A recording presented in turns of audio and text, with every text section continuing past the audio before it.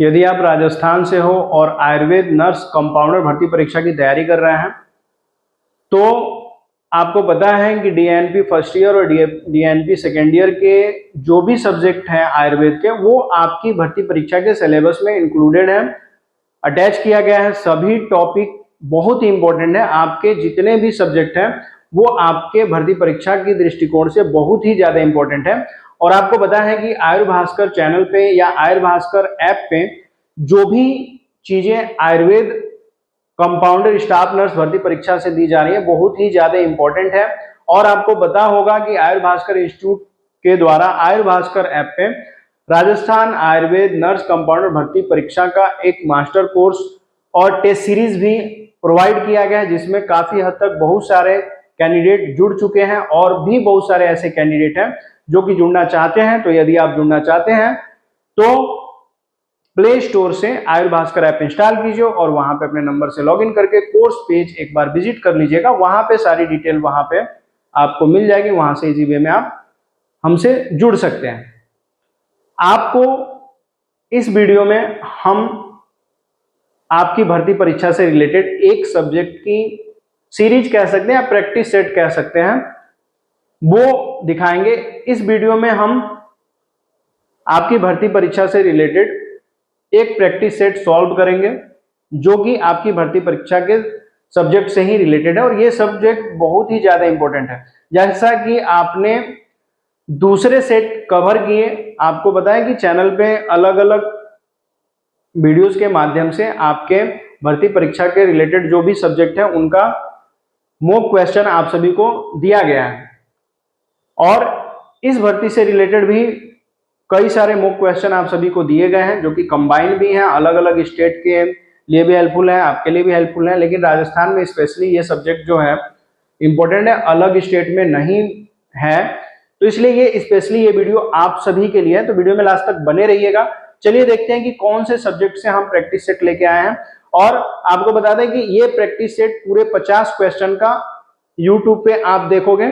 बाकी जो भी कोर्स आपने आयुर्भास्कर ऐप में लिया है, राजस्थान आयुर्वेद स्टाफ नर्स और कंपाउंडर का कोर्स यदि आपने लिया, ये video explanation with PDF answer sheet के साथ आपको वहां पे देखने को मिलेगा। बाकी यूट्यूब पे 50 क्वेश्चन आपको यहाँ पे मिलेंगे, तो वीडियो में लास्ट तक बने रहिएगा। चलिए देखते हैं। इस प्रैक्टिस सेट 1 में हम सॉल्व करेंगे शल्य और शालाक्य से, मतलब शल्य तंत्र और शालाक्य तंत्र जो विषय, शल्य और शालाक्य का जो विषय है उससे हम यहाँ पे 100 क्वेश्चन जो है देखेंगे, जिसमें 50 क्वेश्चन आपको यूट्यूब पे दिखेंगे। बाकी पूरी सीरीज, पूरा सेट जो है आपको आयुर्भास्कर ऐप जो आयुर्वेद स्टाफ नर्स और कंपाउंडर का जो कोर्स है वहां पे आपको ये चीज दिखेगी। ठीक है, आपको बता दें कि शल्य और शालाक्य जो विषय है बहुत ही ज्यादा इंपॉर्टेंट है। इससे आपको कम से कम 3 से 4 सेट हम आपको देंगे ऐप पर और यूट्यूब पे भी कुछ सेट आपको प्रोवाइड किए जाएंगे। इसमें जब शल्य से रिलेटेड जो भी प्रश्न आएगा, शल्य और शालाक्य से रिलेटेड जो भी प्रश्न आएगा बहुत ही ज्यादा इसका लेवल जो है हाई हो सकता है, थोड़ा सा डिफिकल्ट लेवल का क्वेश्चन इससे बनेगा। जैसे आपने देखा होगा कि द्रव्य गुण और रस शास्त्र से जो प्रश्न बनते हैं, तो आपको उन विषयों की चिंता नहीं करने की जरूरत है, इस विषय की ज्यादा चिंता करने की जरूरत है, पंचकर्म की ज्यादा चिंता करने की जरूरत है। पंचकर्म से भी अच्छे खासे क्वेश्चन बनेंगे आपके एग्जाम में, शल्य शालाक्य से भी बनेंगे। बहुत सारे ऐसे कैंडिडेट है जो कि पूछ रहे थे कि सर एग्जाम कब तक होगा, कब तक हमारे एग्जाम की डेट शीट अनाउंस होगी। तो आपको बता दें कि अभी आपके पास 2 से 3 महीने का समय है, मैक्सिमम 2 महीने का समय है। आप 2 महीने में तैयारी कर सकते हो, यानी कि अप्रैल चल रहा है, जून तक आपके एग्जाम हो सकते हैं, डेट अनाउंस हो सकती है। तो अभी समय है, आप चाहें तो अच्छी तैयारी हो सकती है। तो आप अभी तक अगर स्टडी मटेरियल की तलाश कर रहे हो तो आप देर कर रहे हैं, क्योंकि पोर्शन बहुत ज्यादा है, बड़ा है, सिलेबस बड़ा है और तैयारी करनी है। तो अभी जुड़ जाइए हमसे और तैयारी कीजिए। देखते हैं पहला क्वेश्चन क्या है। पहला प्रश्न कह रहा है नेत्र का द्वितीय पटल है। अब देखिए ये जो प्रश्न है ये किससे है, शालाक्य से है। शालाक्य यानी कि ENT, जिसको हम आधुनिक चिकित्सा में ENT कहते हैं, या जो चिकित्सक है ईएनटी स्पेशलिस्ट भी कह सकते हैं हम, आई ईयर नोज थ्रोट के जो जानकार है उनके बारे में बताया जा रहा है। तो नेत्र का द्वितीय पटल है, नेत्र का द्वितीय पटल क्या है? मांसाश्रित है, तेजोजलाश्रित है, मेदाश्रित है या अस्थि आश्रित है? तो आंसर क्या होगा? आंसर होगा मांसाश्रित। मांसाश्रित का मतलब क्या हुआ कि मांस आश्रित जो आंख का दूसरा पटल है वहां पे मांस की अधिकता है, इसलिए उसे मांसाश्रित कहा जा रहा है। अगला प्रश्न देखिए, पुयालस कहाँ का रोग है? पुयालस कह रहा है, पुयालस। पुयालस यानी कि पूय का मतलब क्या होता है? पूय का मतलब होता है पस या मवाद भी कह सकते हैं। तो पूछ रहा है कि पुयालस कहाँ का रोग है? नासा का, कर्ण का, नेत्र का या मुख का? तो आंसर क्या होगा? नेत्र का। पुयालस कहाँ का रोग है? नेत्र का, आंखों का रोग है पुयालस। अगला प्रश्न, अन्यतोवात रोग कहाँ का है? अन्यतोवात नासा का, कर्ण का, नेत्र का या मुख का? तो आंसर क्या हो जाएगा? नेत्र। अन्यतोवात कहाँ का रोग है? नेत्र का। ठीक है, अगला प्रश्न देखिए, कह रहा है बड़िस है, इंपॉर्टेंट है, कई बार पूछा गया है, नोट कीजिएगा। बड़िस क्या है? अनुशस्त्र है, नाड़ी यंत्र है, शस्त्र है या उपयंत्र है? तो आंसर क्या हो जाएगा? शस्त्र। बड़िस के बारे में कई बार आपने पढ़ा होगा, मोस्ट इंपोर्टेंट है, बड़िस शस्त्र है। ठीक है, अगला प्रश्न शल्य तंत्र के अंतर्गत आएगा। कृष्ण मंडल नेत्र गोल के आयाम का होता है। तो कृष्ण मंडल नेत्र मतलब कि जो काला हिस्सा होता है नेत्र का, वो गोल के आयाम का कौन सा भाग है? 1/3 भाग, 2/3 भाग, 1/9वां भाग, 1/7वां भाग? तो आंसर क्या हो जाएगा? आंसर हो जाएगा 1/3 भाग, मतलब कृष्ण मंडल नेत्र का 1/3 भाग है, गोल का 1/3 भाग है। अगला प्रश्न, क्षार सूत्र निर्माण में श्रेष्ठ द्रव्य है। इंपॉर्टेंट प्रश्न है, रिपीट हुआ है, नोट कर लीजिएगा। किस द्रव्य का प्रयोग किया जाता है? अर्क का, हरिद्रा का, चित्रक का या अपमार्ग का? तो आंसर क्या हो जाएगा? आंसर हो जाएगा द अपमार्ग का। सॉरी, अपमार्ग का क्षार सूत्र के लिए निर्माण जो किया जा रहा है, यह श्रेष्ठ द्रव्य है। जलौका को पुनः कितने दिन बाद प्रयोग में लाया जा सकता है? जलौका जिसे जोंक या लीच कह रहे हैं, पुनः कितने दिन बाद उसे प्रयोग में लाया जा सकता है? 3 दिन बाद, 5 दिन बाद, 7 दिन बाद या 12 दिन बाद? तो आंसर क्या हो जाएगा? 7 दिन बाद। मतलब कि एक जलौका को फिर से दोबारा प्रयोग में लेना है तो 7 दिन रुकने के बाद से हम उसको प्रयोग में ले सकते हैं। अगला देखिए, कह रहा उपकुश रोग है। उपकुश दंतगत है, कंठगत है, दंतमूलगत है या तालुगत रोग है? तो कौन सा रोग है? रोग है दंतमूलगत, दांतों के मूल में होने वाला रोग है उपकुश। अब देखिए, अच्छी जब भी कहे, अच्छी तो अच्छी नेत्र को ही समझिएगा। कह रहा अच्छी रोगों में आध उपक्रम है। आध उपक्रम मतलब आधा उपक्रम कह सकते हैं कि अच्छी रोगों में आधा उपक्रम कौन सा है जो आधी चिकित्सा भी मानी जा सकती है? अंजन, तर्पण, फुटपाथ या आश्चर्योतन? तो कौन सी चिकित्सा है? आंसर क्या हो जाएगा? द आश्चर्योतन। आश्चर्योतन जो है अच्छी रोगों के लिए आद्य उपक्रम माना गया है। अगला प्रश्न देखिए, पित्तज अधिमंथ में दृष्टिनाश होता है। पित्तज अधिमंथ में दृष्टिनाश होता है कितने समय में? 1 दिन में, 3 दिन में, 6 दिन में या 7 दिन में? तो आंसर क्या हो जाएगा? आंसर हो जाएगा 1 दिन में। पित्तज अधिमंथ में दृष्टिनाश 1 दिन में हो सकता है। अगला प्रश्न देखिए, किस दग्ध में स्फोट मिलते हैं? किस दग्ध में? दुर्दग्ध, सम्यक दग्ध, प्लुष्ट या अति दग्ध में? तो आंसर क्या हो जाएगा? आंसर हो जाएगा दुर्दग्ध में। अभी देखिए, यहाँ पे शल्य और शालाक्य प्रैक्टिस सेट है, लेकिन इसमें देखिए स्वास्थ्य शिक्षा से भी प्रश्न यहाँ पे सम्मिलित है, लेकिन इसमें भी ये पूछा गया है। ठीक है, तो इसलिए यहाँ पे इसको सम्मिलित किया गया। हंसोदक किस ऋतु में मिलता है? कई बार ये पूछा गया और बहुत मोस्ट इंपोर्टेंट प्रश्न है, तो नोट कीजिएगा और आप कमेंट बॉक्स में जरूर बताइए कि किस ऋतु में हंसोदक मिलता है। अच्छी में पटलों की संख्या होती है, यानी कि नेत्रों में पटलों की संख्या कितनी होती है, कितने पटल नेत्र में होते हैं, 2, 4, 3, 5। तो आंसर क्या हो जाएगा, आंसर हो जाएगा वो 4। अच्छी में 4 पटल होते हैं। अच्छी में कितने पटल होते हैं, 4 पटल होते हैं। अगला प्रश्न, लगड़ रोग है, लगड़ रोग कौन से हैं, ये भी रिपीटेड क्वेश्चन है, कई बार बताया गया है, मोस्ट इंपोर्टेंट है, नोट कीजिएगा, कमेंट बॉक्स में जरूर बताइए।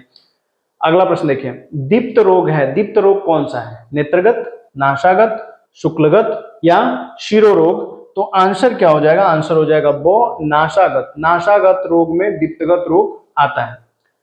शरारी मुख शस्त्र का कर्म है, शरारी मुख जो शस्त्र है उसका कौन सा कर्म है, लेखन का, भेदन का, वेधन का या विस्त्रावण का।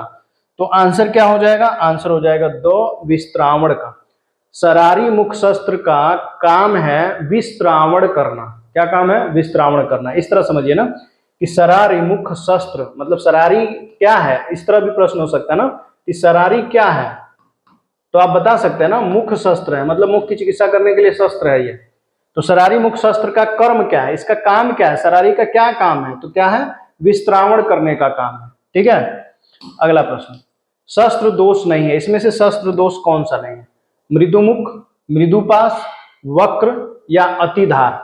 ठीक है, जो शस्त्र का दोष नहीं है, तो आंसर क्या हो जाएगा, आंसर हो जाएगा 2, अतिधार। शस्त्र दोष नहीं है, अतिधार शस्त्र का दोष नहीं है। बाकी मृदुमुख, मृदुपास और वक्र। मृदुमुख का मतलब क्या, जिसकी धार बहुत कम हो, मृदुपास कह सकते हैं वक्र जो टेढ़ा हो, या अतिधार बहुत ज्यादा धार। तो बहुत ज्यादा धार दोष में नहीं आएगा ना।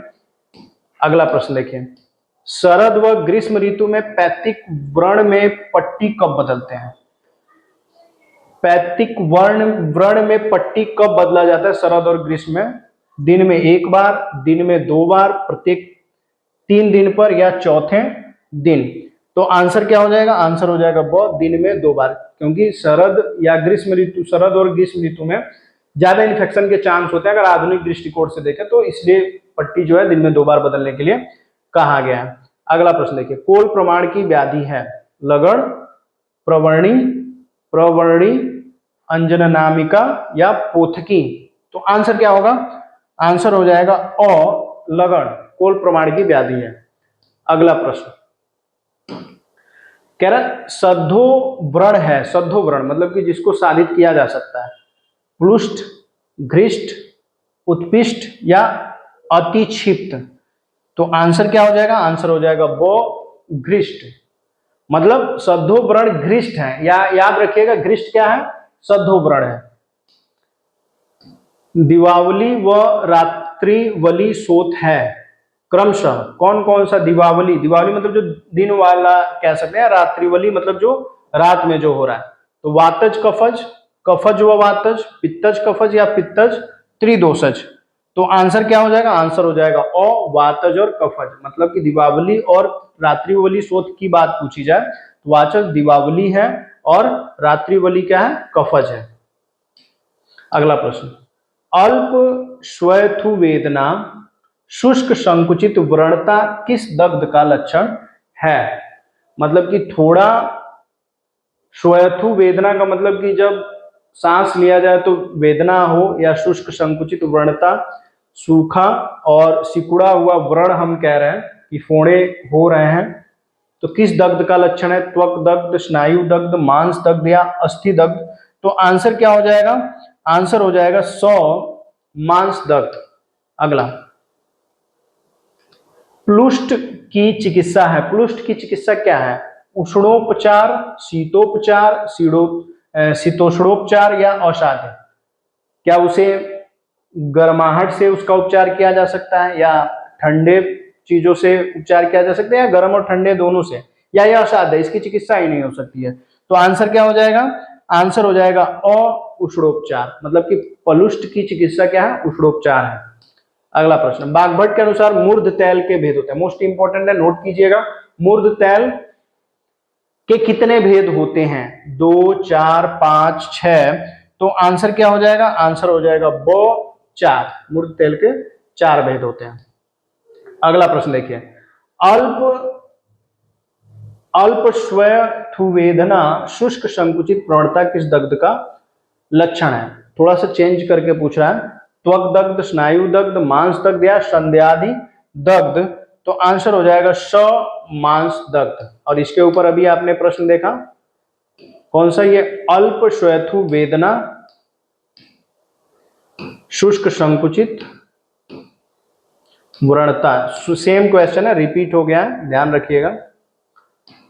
मांस दग्ध इसमें भी आंसर था, और यहां पे भी अगर देखा जाए 22 में भी, तो 22 में भी 100 यानी कि मांस दग्ध आंसर था। अगला प्रश्न देखिए, मूढ़ गर्भ छेदनार्थ निर्दिष्ट शस्त्र है।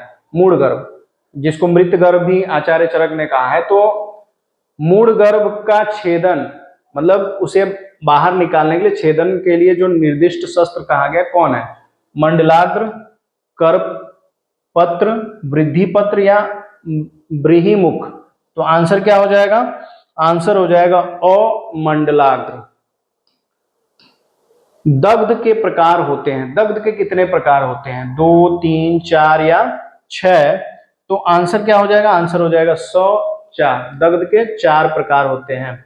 शिशिर ऋतु में बंद खोलना चाहिए। शिशिर ऋतु में बंद जो है कब खोलना चाहिए, कितने बार खोलना चाहिए, दिन में 2 बार, दिन में 1 बार, तीसरे दिन या चौथे दिन।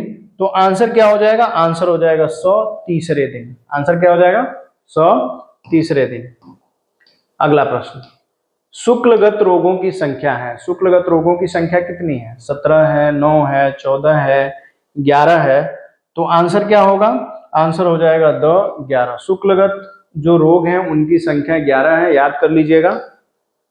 अगला प्रश्न, पर्वणी कहाँ की व्याधि है। पर्वणी किस स्थानगत रोग है, किस स्थान में होता है, तो वर्मगत, वर्तमर्गत या शुक्लगत या संधिगत या कृष्णगत। तो आंसर क्या हो जाएगा, आंसर हो जाएगा 100 संधिगत। अगला प्रश्न, शिरोविरेचन। शिरोविरेचन नस्य द्रव्य को कह रहे हैं, शिरोविरेचन नस्य द्रव्यों में श्रेष्ठ माना है। शिरोविरेचन में सबसे श्रेष्ठ द्रव्य कौन सा है, पिपली, शुंठी, कटफल या अपामार्ग। तो आंसर क्या हो जाएगा, आंसर हो जाएगा 2 अपामार्ग। अपामार्ग को शिरोविरेचन में सबसे श्रेष्ठ माना गया। किन स्थानों पर स्वेदन निषेध है, कहां पे स्वेदन नहीं करना चाहिए, वंक्षण, कटी या वृषण, वंक्षण दृष्टि वृषण, वृषण वंक्षण हृदय या वृषण हृदय दृष्टि। तो आंसर क्या हो जाएगा, आंसर हो जाएगा 2 वृषण हृदय दृष्टि, यानी कि टेस्टिस और हार्ट और आई, यहां पे स्वेदन नहीं करना चाहिए, ठीक है। अगला प्रश्न, स्वास्तिक बंध बांधा जाता है, इंपॉर्टेंट है, फिर से ये क्वेश्चन रिपीट हो रहा है, आपने देखा होगा। अगर आप मध्य प्रदेश के मॉडल पेपर अगर देख रहे हो एग्जाम के, तो उसमें आप देख सकते हो ये क्वेश्चन इन्वॉल्व था, पूछा गया था। तो मेरा स्वास्तिक बंध बांधा जाता है कहाँ पे, उर्वशी भग्न में, परशुकास्थी भग्न में, कटी भग्न में या अंश भग्न में, ठीक है। तो आंसर क्या हो जाएगा, आंसर हो जाएगा 2 अंश भग्न में। उसमें क्वेश्चन थोड़ा सा अलग पूछा हुआ था, उसमें बस पूछा हुआ था कि किस मतलब भग्न का नाम देके कि यहाँ पे इस तरह का भग्न है तो कौन सा बंध प्रयोग में लिया जाएगा, तो स्वास्तिक बंध आंसर था उसमें। अगला प्रश्न देखिए, सीवन के प्रकार हैं, जिसको हम सूचर इस समय कह रहे हैं ना, टाँके लगाना, तो उस समय की बात कह रहे हैं कि उस सीवन मतलब कि कितने प्रकार के जो सीवन थी है, 2, 3, 4, 5। तो आंसर क्या हो जाएगा, आंसर हो जाएगा 104। 4 प्रकार के सीवन की बात आचार्य ने कही है। अगला प्रश्न, सीवन के अयोग्य स्थिति है, मतलब कि किस स्थिति में सीवन नहीं करना है, मेदोजन्य सद्धोवर्ण में, जो मेद से सद्धवर्ण उत्पन्न हुए उसमें, लेखन एवं भोजनोपरांत, लेखन हुआ हो या भोजन के बाद, शल्य युक्त एवं विष दूषित व्रण में, शल्य से जो व्रण हो गया हो या विष के कारण, जहर के कारण अगर व्रण हुआ हो, ऐसे व्रण जिनमें वायु निकलती हो, तो उनमें सीवन नहीं करना है। किसमें नहीं करना है, तो आंसर क्या हो जाएगा, आंसर हो जाएगा 100 शल्य युक्त एवं विष दूषित व्रण में, मतलब कि अगर विष से व्रण हुआ हो या शल्य के कारण शल्य शस्त्र से अगर या सर्जरी करते समय अगर घाव से अगर व्रण हो गया तो उसमें सीवन नहीं करना है, आचार्यों ने बताया। सुश्रुतानुसार शल्य की गतियां हैं। सुश्रुतानुसार शल्य की कितनी गतियां बताई गई हैं? 3, 4, 5, 15। तो आंसर क्या हो जाएगा? आंसर हो जाएगा 105। सुश्रुतानुसार शल्य की गतियां, गतियां जब भी बोले तो कई बार बताया गया, जब भी गति कहा जाए तो आप समझिएगा उसे हम कह रहे हैं भेद या प्रकार। तो सुश्रुत के अनुसार शल्य के कितने प्रकार हैं? शल्य के प्रकार हैं 5। सुश्रुत के अनुसार अंजन के जो 3 भेद है कौन कौन से हैं? मृदु, मध्य, तीक्ष्ण, गुटिका, रसांजन, चूर्णार्जन, लेखन, स्नेहन, रोपण, लेखन, प्रसादन, रोपण।